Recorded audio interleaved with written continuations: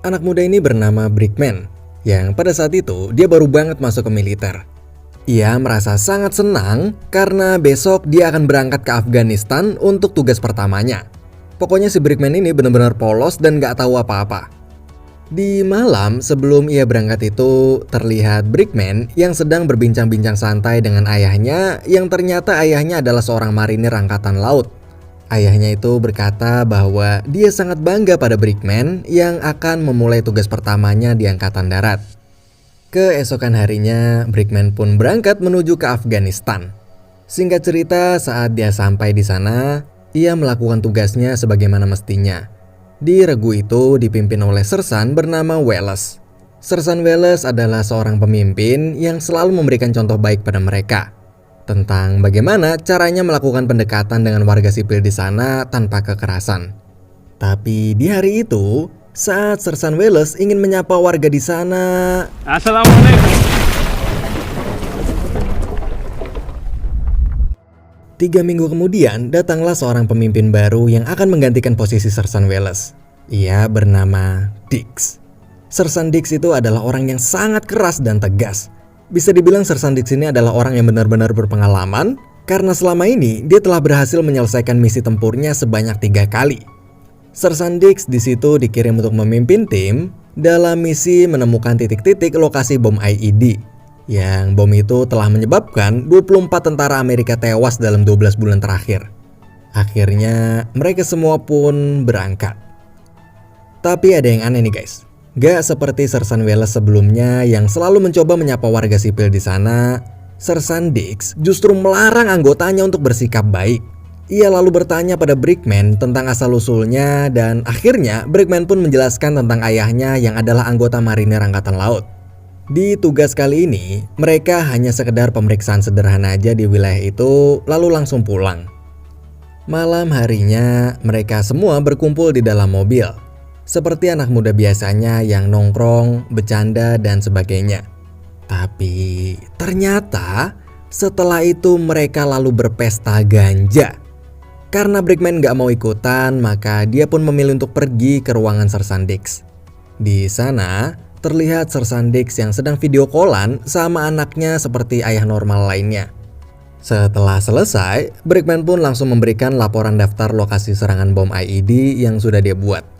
Dan gak lama kemudian, Brickman langsung blak-blakan meminta ke Sersan Dix untuk mempromosikannya menjadi pimpinan tim. Mendengar itu, Sersan Dix nggak kaget karena ternyata sebelumnya sudah ada 6 orang temannya Brickman yang minta promosi juga. Sersan Dix selalu menerima permintaan Brickman itu dengan syarat Brickman harus mematuhi apapun yang Sersan Dix perintahkan. Pagi harinya, mereka semua berkumpul untuk sarapan. Di situ Sersan Dix lah yang membagikan sarapan mereka satu demi satu. Selesai sarapan, mereka lalu kembali berkumpul lagi untuk menjalankan tugas hari itu. Tapi saat sedang berkumpul, Sersan Dix langsung meminta orang-orang yang berminat menjadi pimpinan tim untuk maju berduel. Di situ hanya ada 2 orang yang bersedia, yaitu Brickman serta salah satu rekannya yang bernama Marquez. Mereka berdua pun langsung baku hantam. Sekilas Brickman terlihat kalah, namun seketika itu ia langsung menjilat telinga Marquez hingga Marquez merasa jijik dan langsung balik menjatuhkannya. Hingga akhirnya Brickman lah yang memenangkan posisi pimpinan tim tersebut. Brickman di situ terlihat sangat senang dan bangga. Dia nggak peduli walaupun kemenangannya itu pakai cara yang menjijikan. Tapi melihat itu, Sersan Dix pun merasa kecewa pada Brickman. Beberapa waktu kemudian, di sore hari setelah pulang bertugas, Brickman bersama dengan anggota timnya yang sedang berjalan-jalan. Namun tiba-tiba ada kerumunan tentara dan di situ terlihat salah satu tentara yang Brickman kenal sedang digotong karena kedua kakinya hancur terkena ledakan bom IED. Brickman pun merasa sangat marah pada para teroris itu. Hingga saat ia sedang memberikan hasil laporannya pada Sersan Dix, ia pun meluapkan amarahnya di depan Sersan Dix dan berkata, Sersan Dix yang mendengar semua perkataan Brickman itu pun merasa senang karena itulah yang Sersan Dix mau. Ia menginginkan anggotanya agar menjadi anggota yang tangguh dan tak kenal ampun, bukan tentara yang polos dan lugu. Sersan Dix lalu langsung mengajak Brickman untuk pergi ke sebuah kontainer. Ternyata di dalam kontainer itu ada seorang tahanan yang dianggap sebagai salah satu teroris. Sersan Dix di situ langsung menyuruh Brickman untuk menghajar orang itu hingga babak belur tanpa ampun. Tapi ternyata semarah apapun Brickman, dia masih tetap saja seorang anak muda yang berhati polos. Bahkan hanya sekedar memukul orang itu aja dia merasa nggak sanggup. Sersan Dix pun lagi-lagi merasa kecewa pada Brickman dan langsung pergi. Setelah itu saat makan siang bersama dengan anggota tim yang lainnya, terlihat mereka sedang membicarakan rekan timnya Brickman yang bernama Rayburn. Ternyata setelah Brickman nggak sanggup memukul tahanan teroris kemarin, nggak lama kemudian justru Rayburn lah yang menghajar tahanan itu hingga mukanya hancur. Saat malam hari, Brickman yang sedang berjalan menuju ke ruangan Sersan Dix, Brickman gak sengaja melihat Rayburn yang sedang mendapatkan hadiah dari Sersan Dix. Karena ia telah membuktikan bahwa dia adalah tentara yang tangguh dan tak kenal ampun. Melihat itu, Brickman pun merasa iri dan cemburu. Keesokan harinya, Brickman yang merasa sangat bersemangat untuk menyelesaikan tugasnya hari itu, namun ternyata Sersan Dix justru memintanya nggak usah ikut dan menyuruhnya untuk menunggu di mobil. Sementara Rayburn lah yang ditunjuk untuk menjadi pimpinan regu. Nggak lama kemudian terdengar ada suara tembakan, Brickman pun langsung berlari untuk membantu teman-temannya. Tapi pas dia sampai, ternyata baku tembaknya sudah selesai.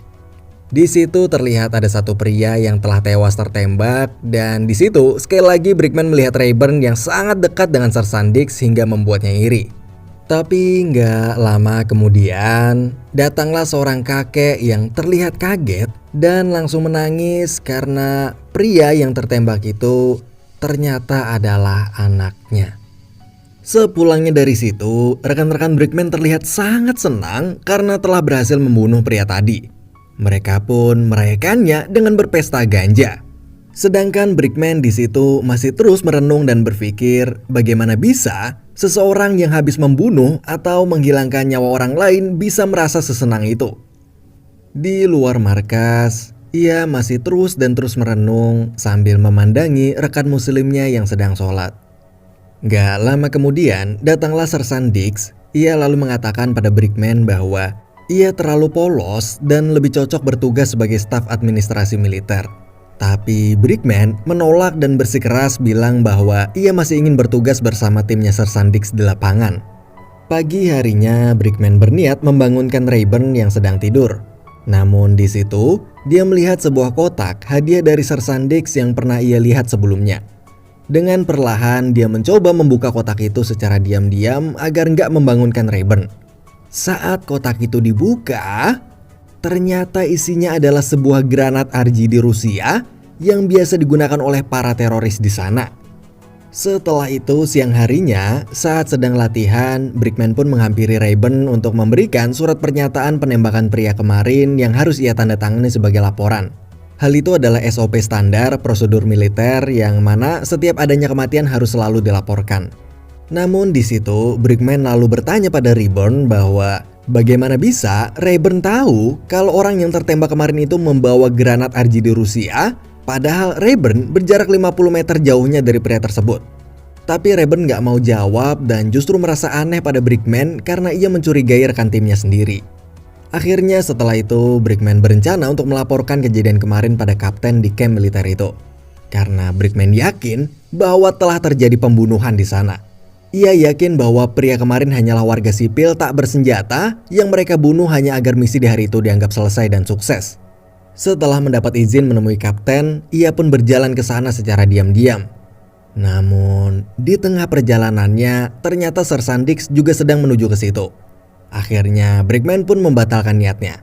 Dan saat malam hari, Brickman mencoba menghubungi ayahnya yang adalah seorang marinir angkatan laut. Ia berkata bahwa telah terjadi pembunuhan berencana pada warga sipil yang dilakukan oleh timnya. Ayahnya pun langsung berkata bahwa ia akan segera menghubungi ICD, yaitu tim penyelidik yang bertugas menangani pelanggaran hukum militer Amerika Serikat.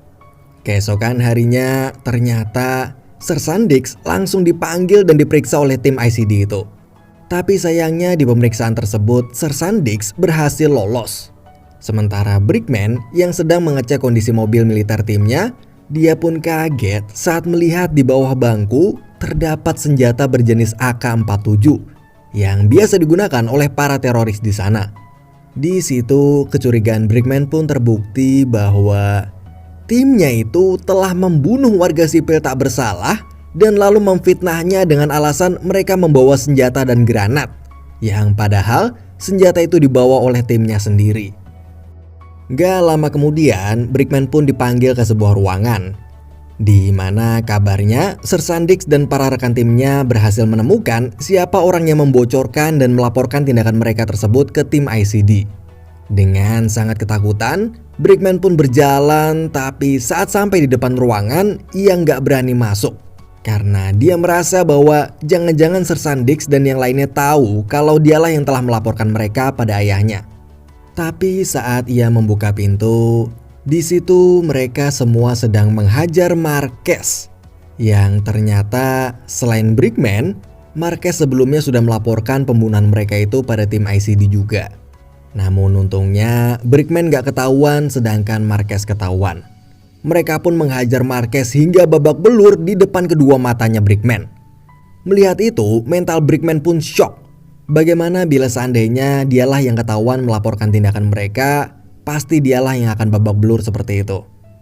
Kemudian setelah itu, dia pun menelpon lagi ayahnya dan meminta agar ayahnya jangan dulu melaporkan ke ICD. Karena kalau ayahnya melapor, maka Brickman akan dalam bahaya. Hari demi hari pun berlalu, dan setiap harinya Brickman selalu melihat bagaimana timnya itu membunuh para warga sipil di sana. Setelah dibunuh, lalu mereka selalu difitnah dengan dituduh membawa senjata dan dianggap sebagai teroris. Yang padahal senjata tersebut adalah senjata milik Sir Sandix. Brickman masih terus-menerus memikirkan gimana cara melaporkan atau menghentikan perbuatan timnya itu. Namun di satu sisi dia juga takut ketahuan, karena kalau ketahuan maka dia akan dihajar hingga babak belur seperti Marquez sebelumnya. Psikologi Brickman terlihat sudah mulai terganggu. Tekanan demi tekanan yang ia dapatkan dari teman-teman dan juga Sir Sandix sangat membuatnya kacau. Hingga pada suatu malam saat Brickman pergi ke ruangannya Sir Sandix, dia nggak sengaja melihat isi tasnya Sir Sandix yang berisi banyak banget senjata-senjata ilegal yang akan digunakan untuk memfitnah para warga sipil yang akan dia bunuh berikutnya. Brickman gak habis pikir kenapa Sir Sandix tega melakukan itu hanya untuk menyelesaikan misi yang sebenarnya bisa dilakukan dengan cara yang lebih baik. Gak lama kemudian muncullah Sir Sandix dari kamar mandi. Tapi bukannya panik, Sir Sandix dengan pedenya terang-terangan membuka tasnya dan menunjukkan seluruh isinya pada Brickman. Ia lalu berkata pada Brickman bahwa Brickman adalah bagian dari tim karena dia sudah tahu semuanya. Sir Sandix menegaskan bahwa Brickman harus tetap setia pada timnya. Ia juga mengatakan bahwa bila sampai Brickman berkhianat dan membocorkan perbuatan mereka itu, maka nasibnya akan berakhir sama seperti Marquez atau bahkan akan lebih parah lagi. Keesokan paginya saat sedang berlatih menembak, rekan-rekan timnya tersebut seperti sedang memancing dan menggoda Brickman yang saat itu psikologisnya terlihat sangat-sangat kacau. Bahkan mendengar obrolan tentang teleponan sama orang tua aja, Brickman langsung panik. Karena dia takut ketahuan kalau sebelumnya dia sempat melaporkan perbuatan mereka itu pada ayahnya. pembulian demi pembulian pun terus dialaminya. Bahkan pembulian itu pun juga datang dari Sersan Dix. Di saat pembagian makan, Sersan Dix yang biasanya membagikan semua daging di situ dengan rata, tapi setelah melihat Brickman yang gak setuju dengan perbuatan timnya, maka Sersan Dix pun gak memberikannya makanan untuk malam itu. Psikologi Brickman pun terus dan terus tertekan. Sampai-sampai waktu dia tidur aja, dia sampai ngebawa pisau dan ditaruh di bawah bantalnya. Karena dia takut bila saat sedang tidur itu Brickman akan disergap dan dihajar oleh rekan-rekan timnya sendiri. Saat Brickman terbangun dari mimpi buruknya, tiba-tiba Sersan Dix muncul di sampingnya. Ia sangat takut akan dibunuh atau ditusuk diam-diam dari belakang. Dan benar aja, di situ Sersan Dix datang menemui Brickman untuk mengancamnya agar nggak buka mulut. Sersan Dix juga mengatakan hal-hal yang sangat menyeramkan yang akan terjadi bila Brickman itu berani membocorkan pembunuhan mereka. Leave me alone. You are alone. Keesokan harinya, Brickman lalu menelpon ayahnya. Namun, ia nggak bisa berkata apa-apa. Dia hanya meluapkan rasa frustasinya dan menangis sekencang-kencangnya. Di misi hari itu, Brickman yang sedang menyusuri sebuah pemukiman warga bersama dengan rekan timnya, tiba-tiba Rayburn menyuruh Brickman untuk berjalan di depan. Dengan raut wajah yang ketakutan, ia akhirnya berjalan sendirian di depan, sedangkan semua rekan timnya mengikuti di belakang. Saat itu, yang seharusnya Brickman takut bila ada serangan dari musuh, namun ia justru lebih takut dengan rekan timnya sendiri yang dia curigai akan menembaknya dari belakang. Tapi gak lama kemudian, tiba-tiba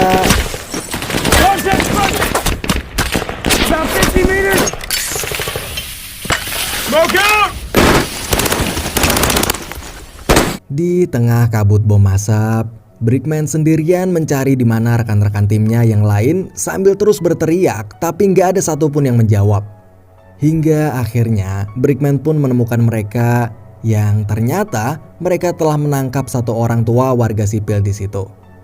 Tapi di tugas kali ini, Sersan Dix memerintahkan bahwa Brickman lah yang akan menembak dan membunuh orang tua itu. Dengan sangat bingung, Brickman gak tahu harus berbuat apa. Bila Brickman menolak, dia gak tahu apakah bisa pulang dengan selamat atau enggak. Hingga akhirnya dengan sangat terpaksa Brickman pun mau menuruti perintahnya. Brickman lalu menarik nafas dalam-dalam. Dia mengambil ancang-ancang untuk menembak. Sersan Dix pun berdiri di sampingnya dan mengawasi untuk memberi aba-aba. Dalam hitungan ketiga, Brickman harus membunuh orang tua di depannya. Sersan Dix bersiap melempar granatnya agar terkesan sedang terjadi peperangan. Dan dalam hitungan 3, 2, 1.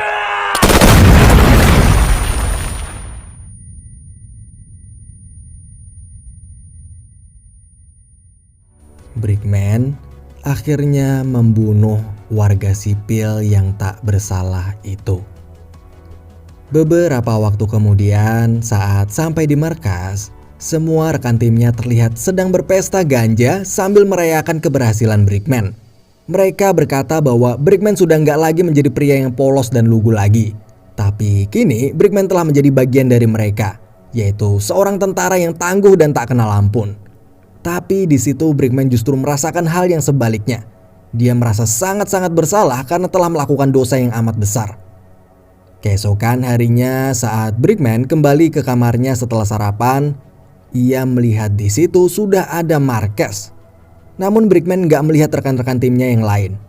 Ia pun bingung dan bertanya pada Marquez kemana mereka dan juga Sersan Dix pergi. Dan Marquez itu menjawab bahwa semua anggota tim Sersan Dix yang terlibat dalam pembunuhan warga sipil telah ditangkap oleh pihak ICD atau Departemen Penyelidikan Pelanggaran Hukum Militer Amerika Serikat. Karena setelah sebelumnya dihajar hingga babak belur dan Marquez dirawat selama 6 minggu itu pun, ternyata dia di sana telah menceritakan semuanya pada pihak ICD. Marquez juga memberikan bukti-bukti kuat pada mereka untuk membongkar semua kebusukan timnya Sersan Dix yang Brickman juga termasuk di dalamnya. Mendengar itu Brickman pun panik dan ketakutan. Ia pun langsung berlari masuk ke kamarnya. Di dalam kamarnya, dia bingung gak tahu harus ngapain.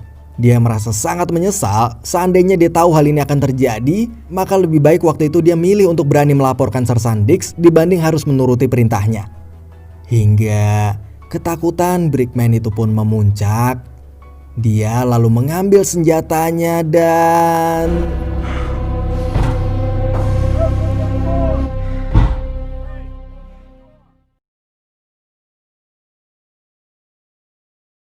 Akhirnya Brickman dibawa ke Pusat Komando Investigasi Kriminal Militer Amerika Serikat. Di situ dia melihat Rayburn yang telah selesai diinterogasi dan akan menuju ke tahanan. Gak lama kemudian, Brickman dibawa masuk ke sebuah mobil yang ternyata di dalamnya sudah ada Sersan Dix. Di dalam mobil yang hanya ada mereka berdua itu, Sersan Dix pun memerintahkan Brickman untuk tutup mulut.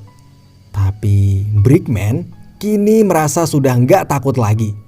Melihat raut wajah dan tatapan Brickman itu, ekspresi Sersan Dix pun berubah menjadi seperti orang ketakutan. Dan setelah sampai di tujuan, Brickman pun dibawa menemui kedua orang tua dan pengacaranya. Pengacara itu pun kemudian meminta Brickman untuk menceritakan semua detail kejadian pembunuhan itu sejujur-jujurnya, tanpa ada yang ditutupi sedikit pun.